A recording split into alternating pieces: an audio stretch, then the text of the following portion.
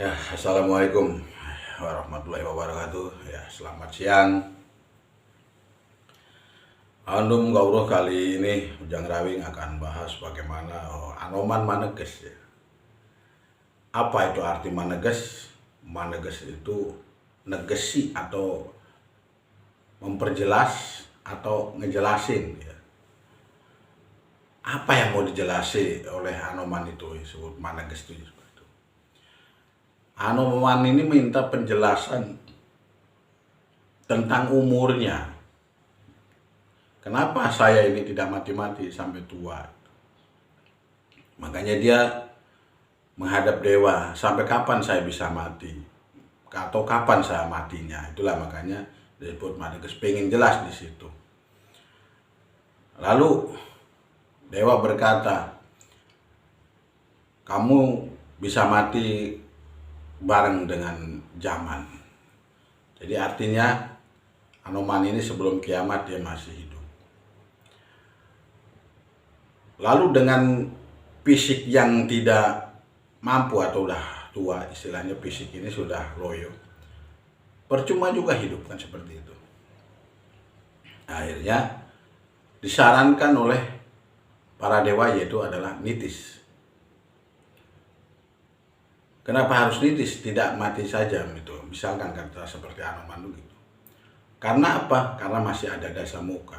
Dasa muka pun selalu nitis dengan perwujudan yang lain. Karena dasa muka tidak bisa dikalahkan siapapun kecuali dengan kamu. Nah, itu. Jadi dasa muka ini hanya bisa dikalahkan dengan Anoman. Intinya selama masih ada nafsu wanita, makanya hormon itu tidak akan pernah hilang sebelum kiamat. Nah, nafsu wanita ini memang terbatas. Di umur sekian ada menopause, jadi berhenti. Tapi laki-laki tidak ada. Tapi dia berhentinya bukan seperti itu berhentinya, tapi dia nitis dengan perwujudan yang lain dan nitis lagi. Ya, sehingga Anoman belum boleh meninggalkan dunia ini, ya, istilahnya seperti itu.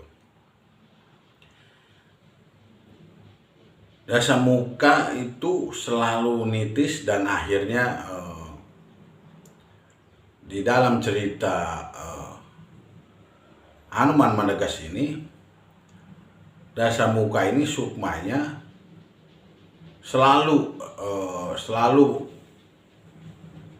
mencari turunan-turunan yang akan dia titisi gitu, yang akan dia ikuti, terutama turunan-turunan putri ya, turunan Dewi Sinta misalkan kayak gitu. Dia nurun ke mana, ke Dewi Sumbadra, ke mana. Nah itu disitulah dasa muka selalu, artinya nafsu wanita itu selalu turun ke tempat-tempat yang lain. Nah, lalu Kumbakarna itulah adiknya. Dia tidak mau hidupnya menggantung seperti dasa muka yang mengikuti kakaknya harus nitis kemana-mana. Kenapa? Kumbakarna ini inginnya muksa, benar-benar masuk surga. Tetapi karena dia tadinya itu ditipu oleh Rahwana, sehingga dia pun jadi ngumbara, jadi tidak bisa naik ke surga. Nah, sehingga akhirnya si Sukma Kumbakarna ini tapa, mencari petunjuk, masih bisakah dia untuk masuk surga dalam perwujudan Sukma sekarang ini. Lalu dewa berkata bisa, nanti nunggu kalau ada satria yang jiwa besar, ya ternyata adalah Bima. Nah, di saat Bima muksa itulah, sebelum muksa Bima menyempurnakan si Kumbakarna sampai ke surga. Lalu Wibisana ini sama, dia tidak tertipu sama kakaknya, tidak cuma sama, dia itu ingin masuk surga, tetapi tidak bisa. Kenapa? karena dia masih diikuti kelima sukma, yaitu sukma ngumbara, sukma sari, sukma mulia, sukma sejati, atau disebut dulur papat kalima pancer. Karena tidak mungkin roh sejati harus dikuasai kelima sukma.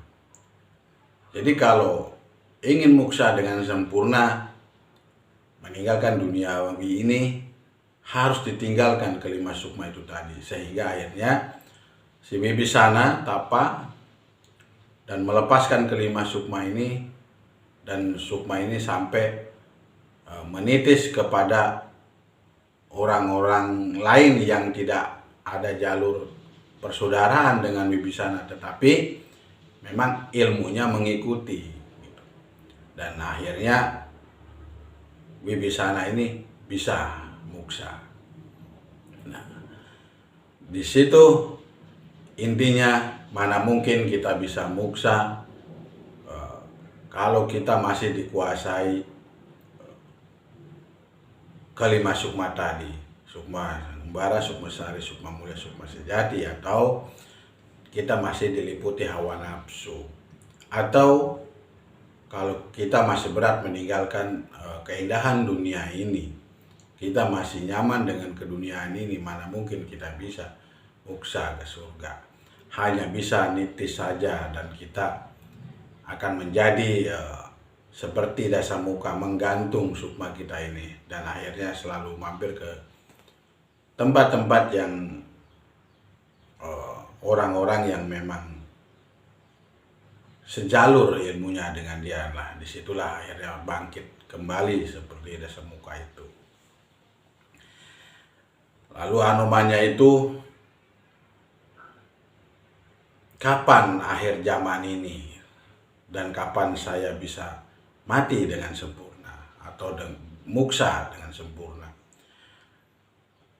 Dijawabnya oleh para dewa, yaitu tunggu sampai akhir zaman, sampai ganti zaman, yaitu zaman Kediri. Sampai zaman Kediri itu Anoman masih ada dan nitis ke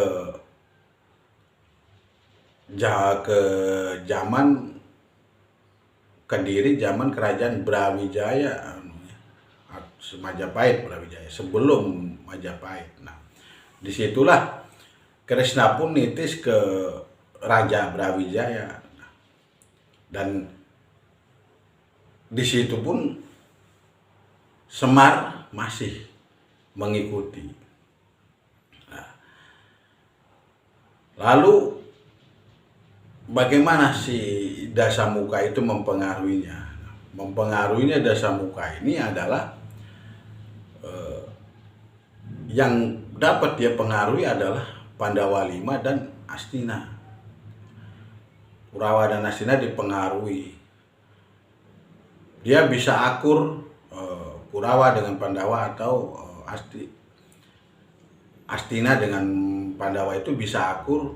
Satu syarat, yaitu dia harus menumbalkan, yaitu Semar, Kresna, dan Anoman. Gitu.